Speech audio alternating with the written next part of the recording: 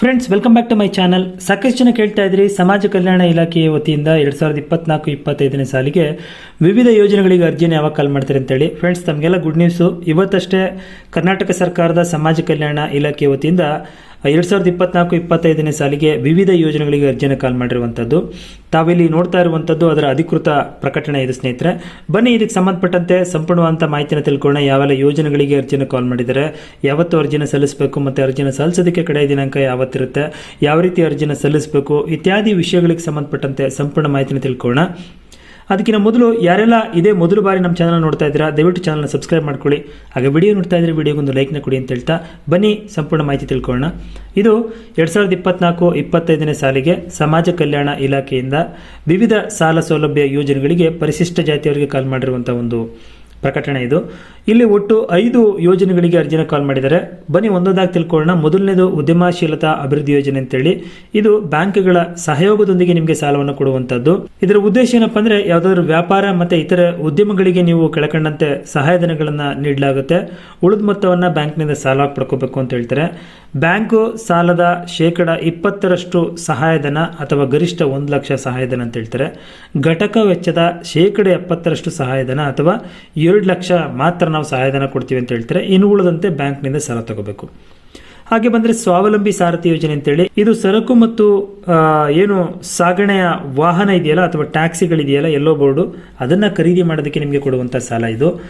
ಇದರ ಒಂದು ಸಾಲದ ಮೊತ್ತ 75% ಅಂದರೆ ಸಹಾಯಧನ ಆಗಿರುತ್ತೆ. ಅಂದರೆ ಗರಿಷ್ಠ 4 ಲಕ್ಷ ಸಹಾಯಧನ ಕೊಡ್ತಾರೆ. ಅದ್ರ ಮೇಲೆ ಇನ್ನೆಷ್ಟೇ ಆದರೂ ಇನ್ನು 25% ನೀವು ಬ್ಯಾಂಕಿಂದ ಸಾಲವಾಗಿ ತಗೋಬೇಕಾಗಿರುತ್ತೆ. ಎರಡನೇ ಯೋಜನೆ ಬಂದರೆ ಸ್ವಯಂ ಉದ್ಯೋಗ ನೇರ ಸಾಲ ಯೋಜನೆ ಅಂತೇಳಿ. ಇದು ಕಿರು ಆರ್ಥಿಕ ಚಟುವಟಿಕೆಗಳನ್ನು ನೀವು ಪ್ರಾರಂಭ ಮಾಡೋದಕ್ಕೆ ಅಂತ ಕೊಡುವಂಥ ಸಾಲ ಸೌಲಭ್ಯ ಇದಾಗಿರುತ್ತೆ. ಇದರಲ್ಲಿ ಘಟಕ ವೆಚ್ಚ ಬಂದು 1 ಲಕ್ಷ ಇರುತ್ತೆ. ಅದರಲ್ಲಿ 50,000 ನಿಮಗೆ ನಿಗಮದಿಂದ ಸಹಾಯಧನ ಸಿಗುತ್ತೆ. ಇನ್ನು ಉಳಿದಂತೆ 50,000ವನ್ನು ನೀವು ಬ್ಯಾಂಕ್ನಿಂದ 4% ಬಡ್ಡಿ ದರದಲ್ಲಿ ಸಾಲವಾಗಿ ತಗೋಬೋದಾಗಿರುತ್ತೆ. ಮೂರನೇ ಯೋಜನೆ ಬಂದು ಮೈಕ್ರೋ ಕ್ರೆಡಿಟ್ ಅಥವಾ ಪ್ರೇರಣೆ ಯೋಜನೆ ಅಂತೇಳಿ. ಇದು ಮಹಿಳಾ ಸ್ವಸಹಾಯ ಸಂಘಗಳಿಗೆ ಕೊಡುವಂಥ ಸಾಲ ಆಗಿರುತ್ತೆ.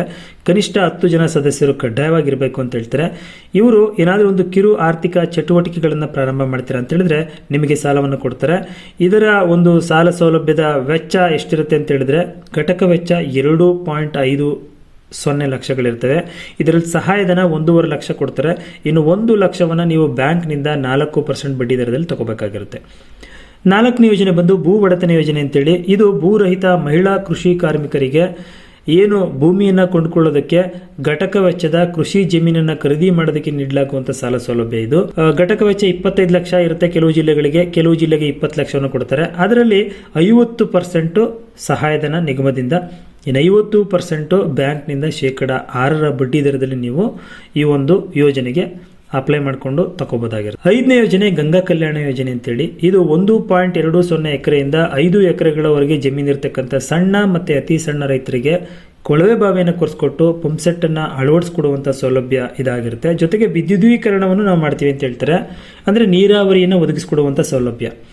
ಘಟಕ ವೆಚ್ಚ 4,75,000 ಇರುತ್ತೆ ಅಥವಾ 3,75,000 ಇರುತ್ತೆ ಅಂತ ಹೇಳ್ತಾರೆ. ಇದು ಜಿಲ್ಲೆಗಳಿಂದ ಜಿಲ್ಲೆಗೆ ವೇರಿಯೇಷನ್ ಆಗುತ್ತೆ. ಅಂದರೆ ಇದರಲ್ಲಿ 50,000 ರೂಪಾಯಿ ಸಾಲ ನಿಮಗೆ ಸೇರಿರುತ್ತೆ. ಇನ್ನು ಉಳಿದಿದ್ದು ಸಹಾಯಧನ ಅಂತ ಹೇಳ್ತಾರೆ ಸ್ನೇಹಿತರೆ. ಇದು ಈ 5 ಯೋಜನೆಗಳಿಗೆ ಸಂಬಂಧಪಟ್ಟಂತೆ. ಅರ್ಜಿ ಸಲ್ಲಿಸೋದಕ್ಕೆ ಕೊನೆಯ ದಿನಾಂಕ ಯಾವತ್ತು ಅಂತ ಹೇಳಿದ್ರೆ, ನೀವು ಇಲ್ಲಿ ನೋಡ್ತಾ ಇದ್ದೀರಾ 10/10/2024 ಅಂತಾರೆ. ಅಂದರೆ ಅಕ್ಟೋಬರ್ ತಿಂಗಳ 10ನೇ ತಾರೀಕುವರೆಗೂ ಅವಕಾಶವನ್ನು ಕೊಟ್ಟಿದ್ದಾರೆ. ಆಮೇಲೆ ನೀವು 2023-24ರಲ್ಲಿ ಏನಾದರೂ ಆನ್ಲೈನಲ್ಲಿ ಅರ್ಜಿ ಸಲ್ಲಿಸಿದರೆ ಈಗ ನೀವು ಅದನ್ನು ಸಲ್ಲಿಸೋ ಅಗತ್ಯ ಇಲ್ಲ ಅಂತ ಹೇಳ್ತಾರೆ.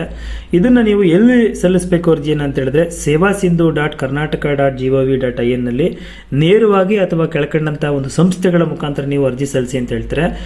ನೇರವಾಗಿ ಸಲ್ಲಿಸೋದಕ್ಕೆ ಸ್ವಲ್ಪ ಕಷ್ಟ ಆಗುತ್ತೆ. ನೀವು ಈ ಕರ್ನಾಟಕವನ್ನು ಗ್ರಾಮವನ್ನು ಬೆಂಗಳೂರು ಒನ್ಗೆ ಹೋಗಿ ಆ ಸೆಂಟರ್ಗಳಲ್ಲಿ ಹೋಗಿದ್ದೆ ಆದರೆ ನಿಮಗೆ ಅರ್ಜಿನ ಸಲ್ಲಿಸೋದಕ್ಕೆ ಅನುಕೂಲ ಆಗುತ್ತೆ ಸ್ನೇಹಿತರೆ.